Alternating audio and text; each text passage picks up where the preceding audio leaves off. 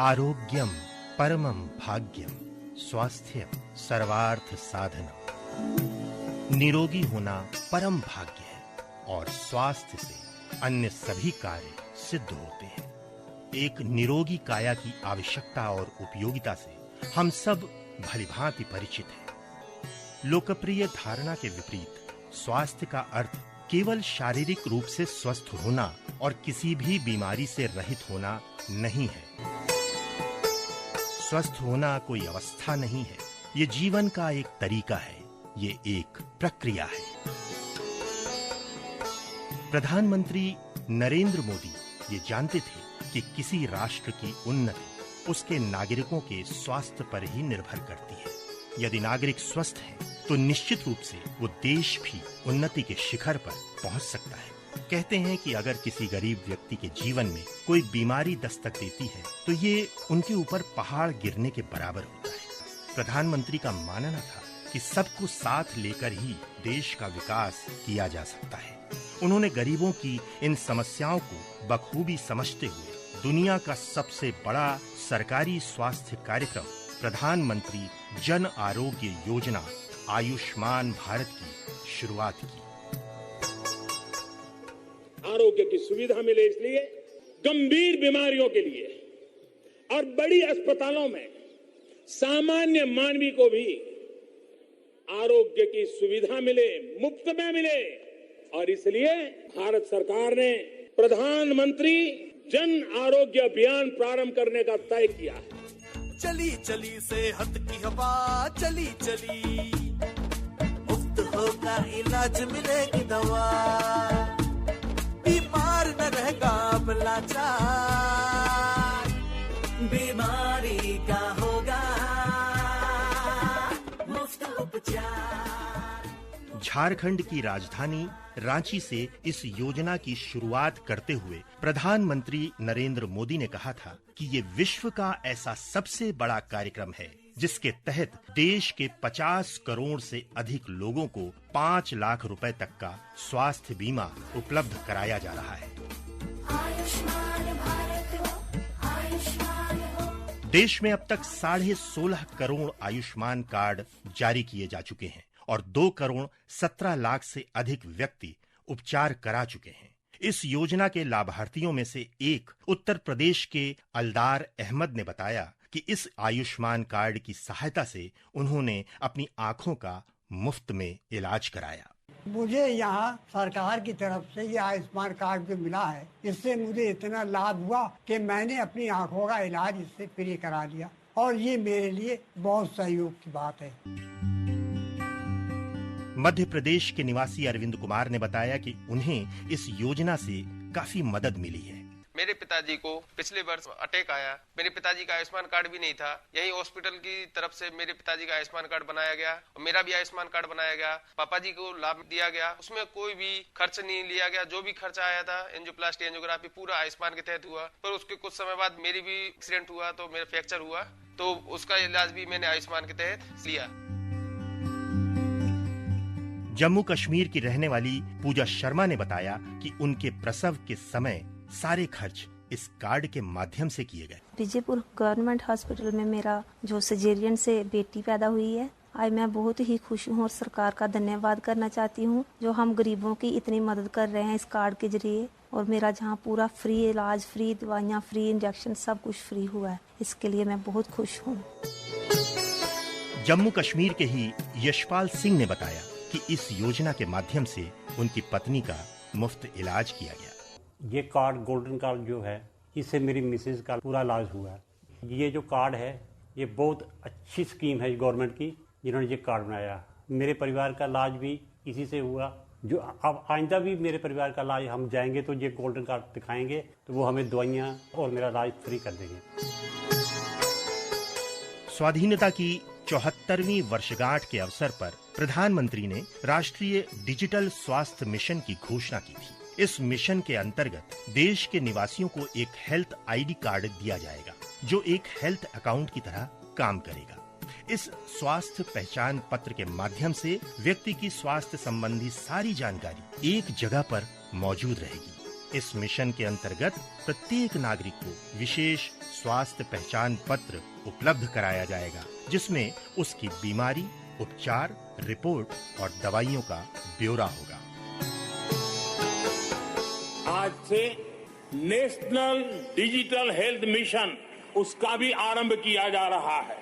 भारत के health sector में ये एक नई क्रांति ले आएगा। इलाज में आने वाली परेशानियां कम करने के लिए टेक्नोलॉजी का बहुत सुविचारित रूप से उपयोग होगा। प्रत्येक भारतीय को हेल्थ आईडी दी जाएगी। ये हेल्थ आईडी प्रत्येक भारतीय के स्वास्थ्य खाते की तरह काम करेगी। आपके हर टेस्ट, हर बीमारी, आपको किस डॉक्टर के पास कौन सी दवा ली थी, उनका क्या डायग्नोसिस था, कब दी थी, आपकी रिपोर्ट क्या थी, ये सारी जानकारी इस एक हेल्थ आईडी में आपको समाहित की जाएगी। वर्ष 2018 में आयुष्मान भारत स्वास्थ्य और आरोग्य केंद्रों की शुरुआत से भारत के जन स्वास्थ्य इतिहास में एक नया अध्याय जुड़ गया है। शहरी और ग्रामीण इलाकों में कुल 1.5 लाख उप स्वास्थ्य केंद्रों और प्राथमिक चिकित्सा केंद्रों को वर्ष 2022 तक आयुष्मान भारत स्वास्थ्य और आरोग्य केंद्रों के रूप में परिवर्तित करने का लक्ष्य है। प्रधानमंत्री जन औषधि केंद्र कोविड-19 से उत्पन्न स्थिति से निपटने में महत्वपूर्ण भूमिका निभा रहे हैं। कम कीमत पर उत्कृष्ट दवाएं लेने के लिए रोजाना करीब 10 लाख लोग इन केंद्रों में पहुंच रहे हैं। कोरोना महामारी से देश की जनता को निजात दिलाने के लिए विश्व का सबसे बड़ा टीकाकरण अभियान चलाया जा रहा है और इसके तहत मुफ्त टीका की व्यवस्था की गई है।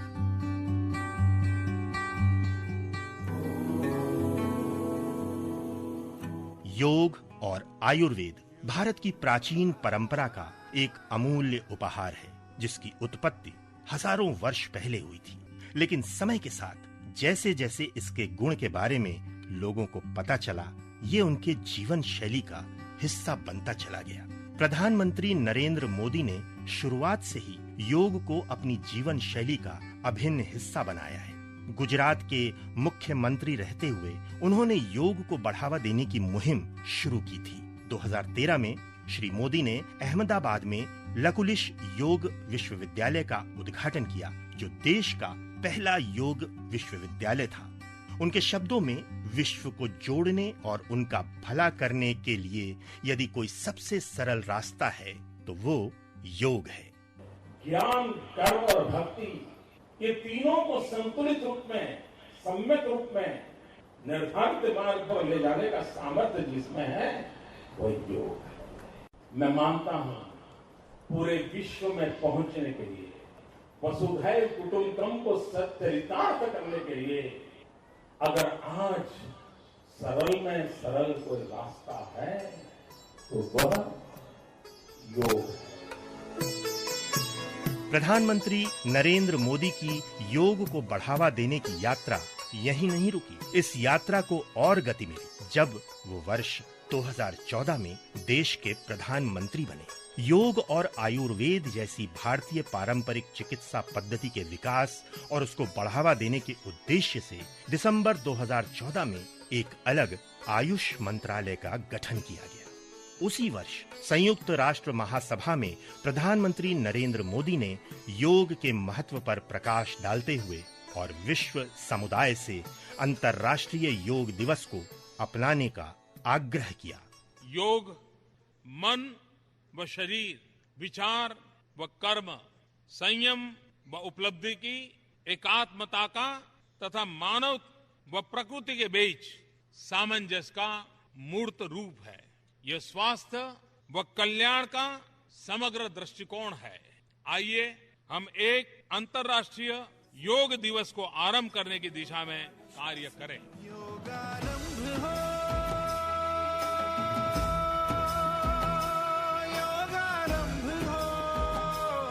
कोरोना महामारी के समय भी योग और आयुर्वेद लोगों के लिए एक वरदान साबित हुआ। मुंबई की गरिमा सिंह अपने अनुभव को साझा करते हुए कहती हैं कि शरीर को स्वस्थ रखने में योग की हमेशा भूमिका रही है और कोरोना काल में इसकी अहमियत और बढ़ गई है। मैं गरिमा सिंह महाराष्ट्र के मुंबई प्रांत से बोल रही हूँ।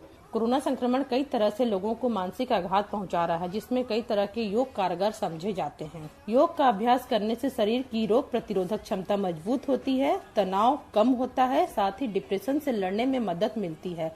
इसलिए मैं लोगों को हमेशा से सलाह दूंगी कि योग हमेशा करते रहना चाहिए।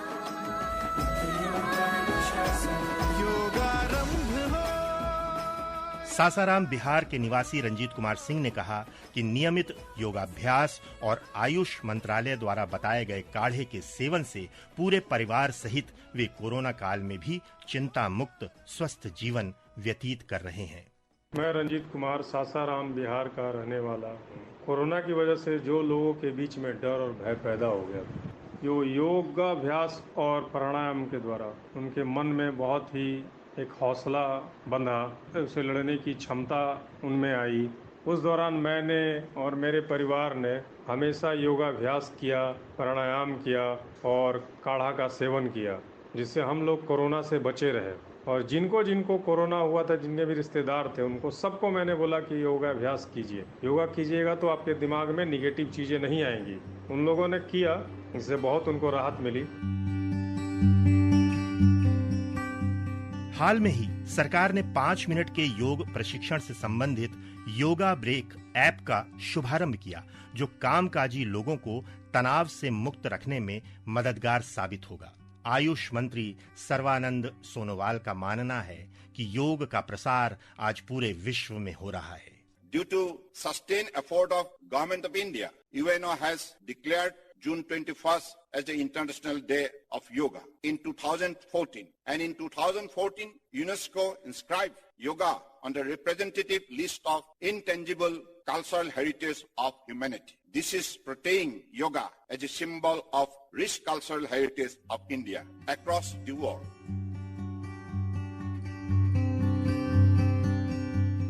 दिल्ली स्थित मोरारजी देसाई राष्ट्रीय योग संस्थान के निदेशक डॉक्टर ईश्वर वी बासवाराडी ने बताया कि युवाओं सहित सभी वर्गों के लोग में योग के प्रति रुझान बढ़ा है।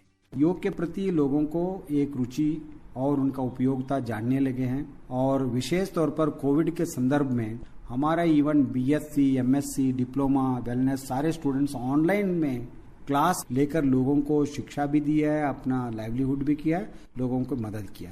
और विशेष संदर्भ में जो कोविड जैसे संदर्भ में तनाव में रहते हैं घर में, उनके लिए भी हमारा संस्था ने योग प्रोटोकॉल बनाया, और जो हेल्थ केयर वर्कर्स है उसके लिए एक आधा घंटे का प्राणायाम मॉड्यूल बनाकर उनको टेस्ट कराकर आज हमने ये वाला किया।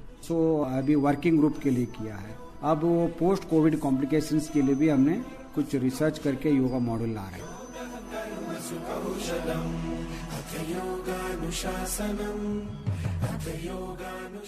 योग कर्मसु कौशलम। योग ही कर्मों में कुशलता है, अर्थात शुभ कर्मों को कुशलता पूर्वक करना ही योग है। भारत की पुरातन पद्धति योग और आयुर्वेद इसे चरितार्थ करते हैं। आज आधुनिक चिकित्सा पद्धति का कितना भी विकास हो जाए, लेकिन इस पुरातन पद्धति ने कोविड महामारी के दौरान साबित कर दिया कि इसकी उपयोगिता आज के इस तकनीकी युग में भी कम नहीं हुई है। निसंदेह प्रधानमंत्री नरेंद्र मोदी के अथक प्रयासों से ही आज हमारी प्राचीन पद्धति योग और आयुर्वेद की न सिर्फ पुनर्स्थापना हुई है, वरन संपूर्ण विश्व में व्यापक प्रचार व प्रसार भी हो रहा है।